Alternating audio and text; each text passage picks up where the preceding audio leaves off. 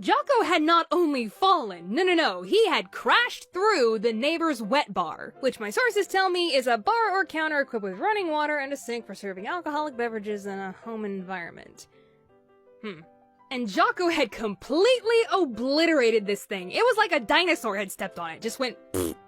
Jocko was screaming so loud that his dad, who was working in their front yard up the street, heard it, came running, and kicked in the neighbor's gate to get to him. He ended up having a broken arm, which I'm still surprised to this day that that's all that happened. From the damage that I saw to this wet bar, I'm surprised he's not dead. There should have been some fractured ribs or brain damage or something. Well, I guess if you're meant to hang, you won't drown. He also had to pay the neighbor back for the wet bar, just to add insult to injury.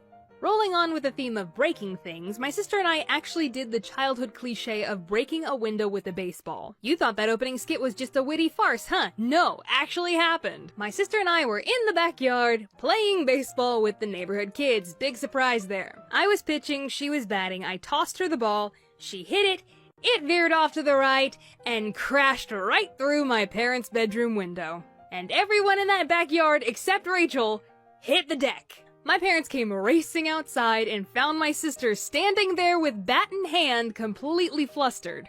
Both of my parents were mad, but my mom told Rachel to go get her piggy bank because she was gonna pay for it. But Dad jumped in and said, "Hey, that's not fair, it was an accident. Every kid gets to break one window with a baseball."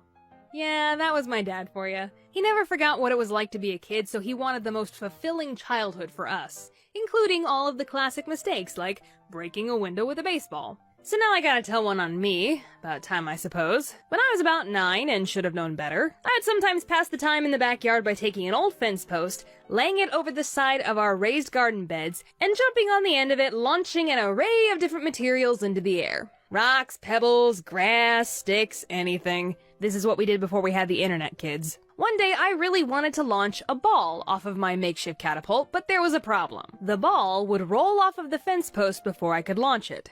Physics. Who knew?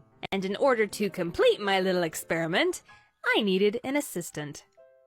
Oh, David! My little brother David was about 3 at the time and was very susceptible to suggestion, which worked out perfectly for me, not so perfectly for him. I told him on the count of 3 he was going to put the ball on the fence post so I could quickly jump on the other end before it rolled off. Simple enough, wouldn't you say? But when I counted to 3 to commence our experiment, he did something a little unforeseen. He leaned down directly over the fence post to very carefully place the ball. And by the time I looked over and saw him doing that, it was too late.